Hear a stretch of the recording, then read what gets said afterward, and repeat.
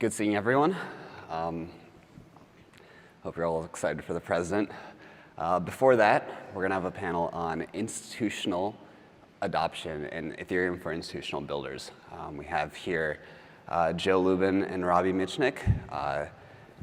If you just want to quickly introduce yourself, and then let's get into some. Hi, I'm Joe Lubin. I work at Consensus. We are an Ethereum first pan ecosystem company. We publish MetaMask, which is an interface to as much of Web3 as we can cover, and we build developer tools that also are applicable to different blockchains. Awesome. Robbie? And I'm Robbie Mitchnick. I'm the head of digital assets at BlackRock. Cool. Well, Ethereum from an institutional standpoint is at an inflection point.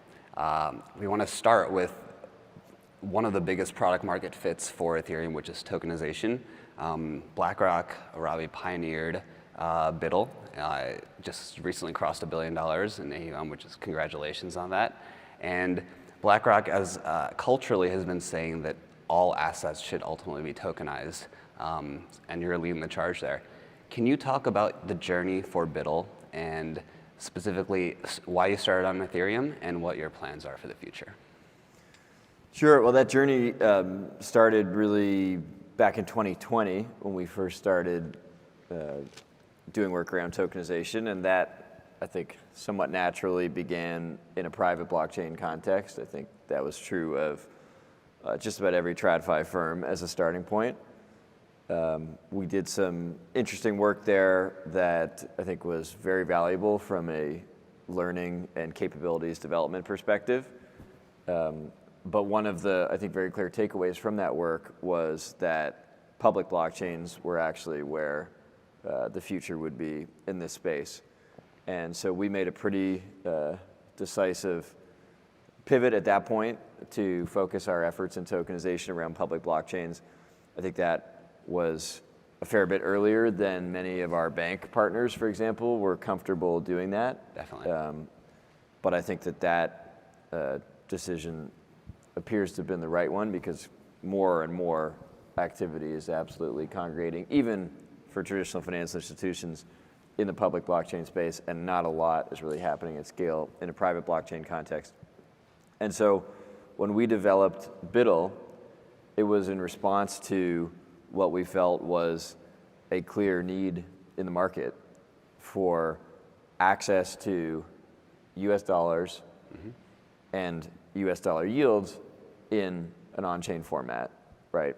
And to have that be interoperable with stablecoins in particular, that's a really compelling value proposition that gets at the heart of what the savings and payments paradigm that exists today in our banking system is, in a potentially very transformative new construct. So BUIDL's been very successful so far. It's been hard work, building this up to the size it is today. $1 billion, as you note, is a great milestone, but it's still very small in the context of our global cash management business, which is around $800 billion.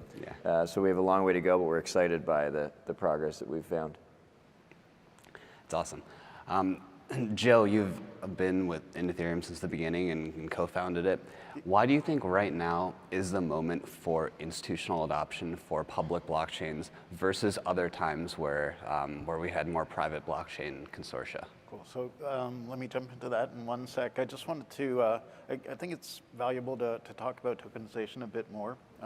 So the value proposition of tokenization is that like standardization, like digitization, it reduces frictions, it increases productivity and velocity in the economy. And Larry Fink has sounded recently like a crypto degen from 10 years ago, where he says tokenize all the things. That used to be a rallying cry for us. And we have this with universal markets, with this universal format of tokens, fungible, non-fungible, different tokens. They can all trade against one another. And so we're going to have liquidity for so many more assets and so much more velocity.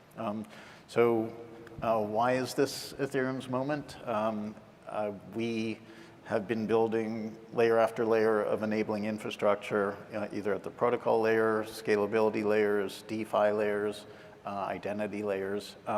And we're just about at our broadband moment where Ethereum, and I think of Ethereum now as metropolitan Ethereum. So there's layer 1, and then there's lots of layer 2 and some layer 3 networks that are all connected to one another. We are now scalable enough in terms of our ability to add horizontal scalability and vertical scalability. We're now affordable enough, so block space is cheap, blob space is cheap. Ideally, it will stay cheap for a long time. That won't happen soonish when things get really busy at Ethereum layer 2s, and they're all settling to Ethereum layer 1. Ether will get expensive at that point. Usability is quite good and is going to get amazing over the next 12, 18, 24 months as we add AI to user interfaces and be able to just express our intents and have solver networks take care of what we want done and probably take 2 seconds to get things done. And in the United States of America, it is now safe and explicitly legal to be a blockchain company. So that's great for us because it's been hard for a few years under the previous regime. But it's also really interesting for organizations like BlackRock, for software developers in TradFi or in Web2, because now they can feel comfortable holding tokens, participating in DeFi, or building applications for consumers.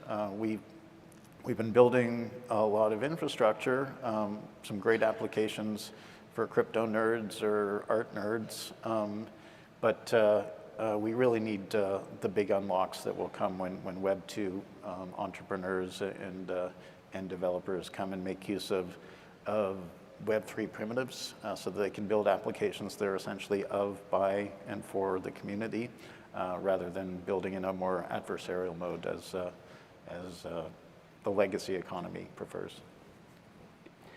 So Ethereum's moment really is now where the Web 2 and TradFi players all converge with the existing infrastructure, and it's incredibly exciting. One other massive milestone for adoption has been the ETH ETFs. Everyone's seen how spectacular the Bitcoin ETFs have been. Robbie, you have the largest Bitcoin ETF and also the largest ETH ETF. Could you give some context as to, on a relative basis and absolute basis, how the ETH ETFs have done and what you expect for the future, including potential for staking? Yeah, well, I think there's a little bit of a misconception out there that the ETH ETFs have been meh. Yeah. And the truth is that, take ETHA, for example, iShares Ethereum Trust, had $4 billion in inflows in its first 6 months. The number of ETFs historically who have had more than that is a very short list.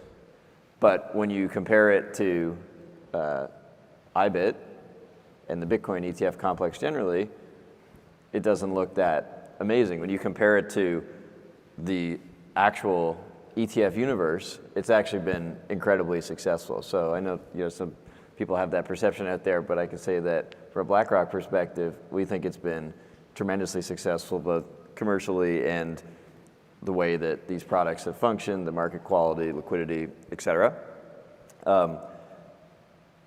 There's obviously a next phase in the potential evolution of this because a ETF, it's turned out, has been a really, really compelling vehicle through which to hold Bitcoin for lots of different investor types. There's no question it's less perfect for ETH today without staking, right? That staking yield is a meaningful part of how you can generate investment return in this space. And all the ETFs, of course, at launch did not have staking. So if that is able to get resolved, and it's not a particularly easy problem. It's not as simple as a new administration just green lighting something and then boom, we're all good, off to the races. There's a lot of fairly complex challenges that have to be figured out. But if that can get figured out, then I think it's going to be sort of a step change upward in terms of what we see the activity around those products is. So zooming out then, one of Ethereum's greatest strengths is also potentially one of its weaknesses, which it can do a lot of things. It has been a world computer. It's a substrate for the financial system. It's going to integrate with Web 2. How do we simplify this narrative? So a question for both of you is, how would you today describe ETH to your clientele when you're talking about the ETFs or talking about Ethereum's potential? Let's start with Joe. So it is too big. It's too big to describe.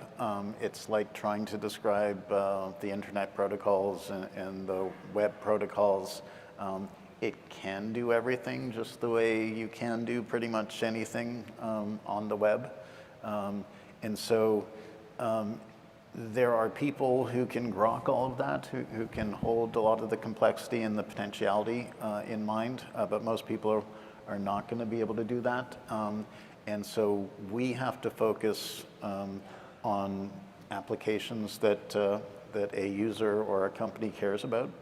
And so we are at our broadband moment, and we will see applications like social graphs, decentralized ID, attestations, reputation, things that you can use inside of different applications. We simply have to focus on a little more narrowly and trying to describe the potentiality of Ethereum just leads people to being a little bit overwhelmed. So if we narrow that scope, then Robbie, how do you describe ETH to the institutional crowd and to the TradFi crowd in terms of use cases or the asset? Well, it's interesting because I think there's no question today that the investor narrative clarity, particularly for kind of marginal adopting institutions or financial advisors, is a lot clearer for Bitcoin as this digital gold story. But actually, ETH in some ways at the second grade level is easier to define than Bitcoin, but at the 10th grade level is a lot harder, right? Second grade level, it's a technology innovation story. Great.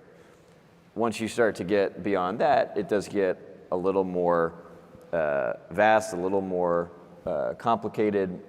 It's about being a bet on blockchain adoption and innovation. That's part of the thesis as we communicate it to clients. And then when they want to get down to a little more tangible level, we could talk about some of the more specific use cases that it unlocks. And obviously there's a lot, but 3 that we focus on that have a lot of resonance with our client base is it's a bet to some extent on tokenization, on stablecoin adoption, and on decentralized finance.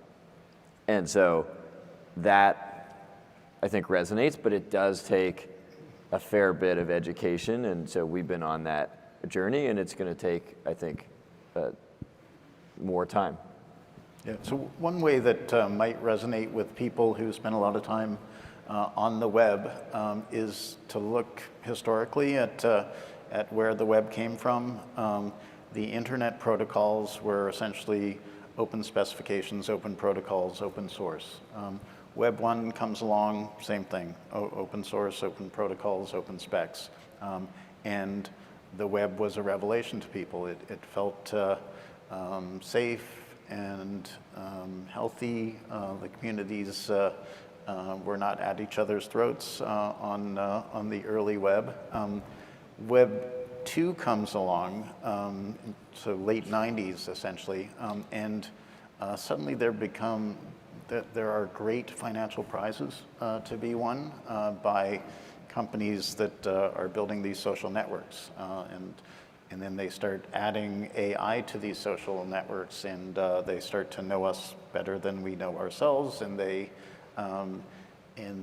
figure out ways to run psychological experiments on the population or addict the population to doom scrolling, and adding mobile to the Web 2 protocols and e-commerce, et cetera, turned it all into still an amazing global resource, but something that has increasingly grown toxic and has been destructive of the fabric of society. And so you can think of Ethereum as a major foundational component of Web3, and Web3 is the re-decentralized web. So Web3 is open source, open protocols, open specifications, lots of people, lots of projects collaborating with one another, building things of buy-in for the community rather than in an adversarial perspective. So one of the best parts about Ethereum is it is a technology platform that will continually evolve to onboard the whole world, from institutions to Web2 players to all consumers. For both of you, what is on your wish list for what Ethereum needs to accomplish to really cross the chasm for full institutional adoption? What are the one or two major things that we need to see to actually unlock full adoption, starting with Joe? Ethereum version 1 was never meant to be scalable. We understood that we wanted to build this programmable blockchain, smart contracts that anyone could permissionlessly build on and permissionlessly access. Essentially the idea was to re-architect all the systems of the world on sounder foundations, and those sounder foundations were essentially invented by Satoshi in the form of decentralized trust. We built Ethereum version 1, and it kicked off a remarkable amount of activity and innovation, quite a sophisticated proof of concept, essentially. And it has evolved to the point where we needed to add scalability. We needed to try to figure out how to turn this thing into many things, essentially, that all communicate well with one another. So in adding scalability, we had to do a divergent exploration where we tried to build lots of this idea of execution sharding inside the protocol. That was too complicated at the time for the technology to address, and so we threw it out to entrepreneurs and researchers in this divergent phase, and we have achieved horizontal and vertical scalability. And so any new innovation tends to uncover, either create or uncover other weaknesses. And so the weaknesses that we introduced, and we knew we were going to introduce them, was essentially fragmentation of the ecosystem and loss of synchronous composability. And so there are many efforts right now to do two major things. One is reduce fragmentation in the ecosystem, get back to synchronous composability or near synchronous composability. Intent-based architectures and solver networks are helping with that. This idea of taking this zero-knowledge proof technology that we developed and bringing that down into the Ethereum protocol and enabling lots of different Ethereum machines to stay in sync and be essentially native rollups. That's one major set of research initiatives, and the other piece is just related to that, basically to beef up layer 1 because it needs to handle the world's transactions. A lot of users. Robbie, what's on your wish list for? Well, I feel like, you just asked for insights on the game of football, and he's Tom Brady, and I'm the ball boy. So I won't try to compete with that answer, but I'll just say maybe very practically from an asset management perspective, one of the things in the roadmap that will help, particularly as we were talking about staking and how you make those work in ETFs, having execues ultimately come down and be more predictable will really help in that way. Yeah, so and having institutions like BlackRock serve as a forcing function for our ecosystem, for our technology, for our different research teams is wonderful. So we do a lot of thinking about things that they care about. XQ is one of them. Balances, max effective balances, reducing the number of validators, reducing the number of the amount of bandwidth necessary in these peer-to-peer systems. if we're looking at the ETFs and wanting to add yield, one of the major dangers of staking is that you could be slashed, and that's the way it's supposed to work. But if we can do things to evolve the protocol or just evolve how the ecosystem works, for instance, we have 5 execution clients that all sync to one another according to a specification. If we can make sure that all the activity is very evenly distributed across those 5 clients, then any sort of staking penalty will be much smaller than if there's too much concentration in one of those clients. So. But Ethereum is responding to demand and institutional adoption, so we appreciate everything from like BlackRock leading the charge on that. Last question, and zooming out, we are in a new paradigm of blockchain adoption. There's a lot of different players out there. There's a lot of competition out there. Ethereum was founded on the basis of decentralization and being a resilient network. I'll zoom out and ask as the final question, does decentralization matter anymore from an institutional standpoint? And what value do they put on a decentralized network? I'll start with Robbie. Well, I think it does matter. I think some of the negativity around Ethereum in the narrative lately is very overdone. There's a lot to be optimistic about. Joe's obviously characterized that very eloquently. When you look at our experience, take BitL as an example, there was no question that the blockchain that we would start with our tokenization on would be Ethereum, right? And that's not just a BlackRock thing. That's really anybody who would enter this space. That's the natural default answer, right? That's really important.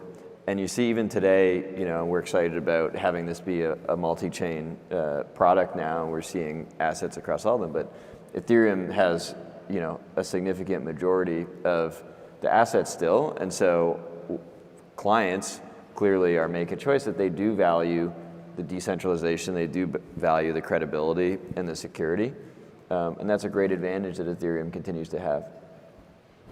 Yeah, so decentralization is the whole point. It's why our industry exists. There will always be well-resourced patient actors that will corrupt, co-opt, censor systems if they're able to. There are famous incidences where the NSA in this country has been part of the cryptography ecosystem and adjust parameters to make it more easy to infiltrate or manipulate systems. The idea of sufficient decentralization is reasonable. So not every network has to be perfectly rigorously decentralized across all relevant dimensions, but some of them do. Bitcoin does, Ethereum does, and we will continuously progress decentralization and guard it. So I think we're at time, but this is a new era for Ethereum. Very, very thrilled to have Robbie and Joe up here, and we're excited to see all the institutional adoption that's about to happen.